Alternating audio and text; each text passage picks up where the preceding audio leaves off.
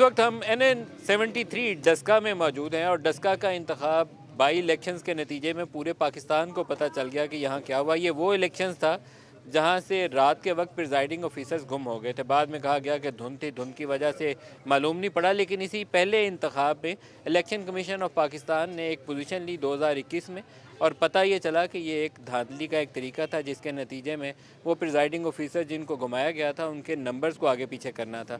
लेकिन ECP के बरवक्त action से ये काम रुक गया। लेकिन इस इलेक्शन में कामयाबी मिली नौशीन इफ्तिखार को, जो इस वक्त हमारे साथ मौजूद हैं और नून लीग की तरफ से 8 फरवरी 2024 को MNA की दोबारा से उम्मीदवार भी हैं। नौशीन बीबी, बहुत शुक्रिया आप हमें ज्वाइन कर रही हैं। Thank you very much. आपसे पहले आपके वालिद इस हल्के से बार बार जीतते रहे। बिल्कुल बिल्कुल। और आपको बाई इलेक्शन में पहली कामयाबी मिली। इस दफ़ा आपकी क्या तवक्कुआत हैं? मेरी बिल्कुल तवक्कुआत वैसी ही हैं जैसे पहली थी, क्योंकि इस डस्का की जो अवाम है इन्होंने इतनी मोहब्बत दी है कायद मोहतरम मियां मोहम्मद नवाज शरीफ को, उसके बाद मेरे वालिद को, कि इन्होंने हमारे ख़ानदान पे जो हमेशा एतमाद किया उसका सिला ये हमें इलेक्शन डे पे मिल जाता है। क्योंकि मेरे वालिद ने भी हमेशा सियासत की खिदमत को ही अपना वो है मंशूर रखा है और मेरी भी वही है। तो इन बुज़ुर्गों, भाइयों, बच्चों, बहनों, बेटियों से हमारी एक वाबस्तगी जो है वो बिल्कुल एक रूहानी और एक खूनी रिश्ते की तरह है। आपने अली असद मल्ली को हराया था। इस दफ़ा आपके मद्दे मुकाबले लगता है किसी को खड़ा रहने की हिम्मत नहीं होगी, क्योंकि जो खड़ा होगा उसको उठा लिया जाएगा। मेरी तो बिल्कुल इसकी जो है वो बरक्स इसकी ऑपोजिट है राय। मैं चाहती हूँ कि वो लोग जो इलेक्शन लड़ना चाहते हैं उन सबका हक है वो अमली मैदान में आएँ, और मेरी यही ख्वाहिश होगी कि मैं दोबारा इलेक्शन लड़ के जीत के ओपोनेंट से आगे जाऊँ। अपने इलाके के लिए क्या करेंगी? मैं जिन रोड से आया हूँ तो वो लास्ट इलेक्शन में भी बाज़ इलाके ऐसे थे जहाँ रोड्स की हालत अच्छी नहीं थी। यहाँ पे भी बहुत अच्छी नहीं है। एक तो थोड़ा सा वो कस्बा है, कस्बे के अंदर बहुत आपको शहर वाला माहौल कम मिलना चाहिए, लेकिन फिर भी मुझे लगा कि शायद तरक्याती काम बेहतर करने से लोगों की ज़िंदगियों में आसानी हो सकती है। बिल्कुल आपकी बात ठीक है। मुझे 16 माह मिले हैं जो गवर्नमेंट में मिले हैं, और उस गवर्नमेंट के जो पूरा एक टेन्योर है उसमें माशाल्लाह हमारी 2 मेजर रोड्स जो हैं, एक इसे यहीं से डुगरी से 17 जो पिछले 10 साल की गवर्नमेंट में इन्होंने तबाह की हुई थी वो दोबारा बनी है, जिसको इलेक्शंस बाय इलेक्शंस में इन्होंने ख़राब किया था वो दोबारा बनना शुरू हो गई है। इसके अलावा हम लोगों ने एक नादरा का ऑफिस यहीं पे करीब अपने लोगों को फैसिलिटेट करने के लिए है।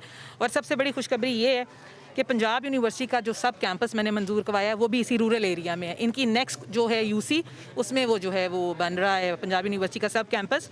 तो 16 माह में अल्लाह ने अगर मुझे इतना काम इनके लिए करने की जो हिम्मत और वो एक अल्लाह में का ख़ास करम हुआ है, तो आई बिलीव कि अगर 5 साल दौरे हुकूमत ये नवाज शरीफ को मिला तो इंशाल्लाह उनके तमाम जो उनकी टीम का हिस्सा हैं वो लोग भी अपने लोगों को उसी तरह ही जो है तरक्की की तरफ गामजन करें। आम तौर पर ख़वातीन जो हैं वो बराह रास्त इलेक्शन में कम आती हैं, रिज़र्व सीट्स के ऊपर ही ज़्यादा उनका इन्हिसार होता है। आप बराह रास्त इलेक्शन में जा रही हैं, तो क्या करेंगी अपने इलाके की लड़कियों के लिए? कोई स्कूल बनाएंगी, यूनिवर्सिटीज़ बनाएंगी, उनके वोकेशनल ट्रेनिंग के काम करेंगी? क्या करेंगी कि ख़वातीन की अपलिफ्ट के ऊपर फोकस हो? मेरा बिल्कुल अब जो इस दफ़ा का सबसे मेरी प्रायोरिटाइज़ और या आप कह लें कि प्रायोरिटी जो है वो विमेन एम्पावरमेंट और विमेन डेवलपमेंट के लिए है।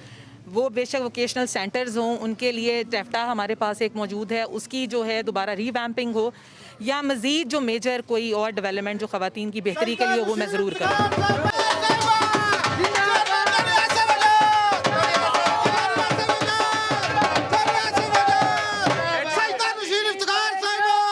हमारी नेक ख्वाहिशात आपके साथ हैं। Thank you. और जस्ट क्लोजिंग रिमार्क्स, इंतखाबात में 8 फरवरी को किस किस्म का नतीजे की आपको तवक्को है नून लीग के हवाले से, और तहरीके इंसाफ का क्या होगा जिनके पास इस वक्त बल्ले का निशान भी नहीं है?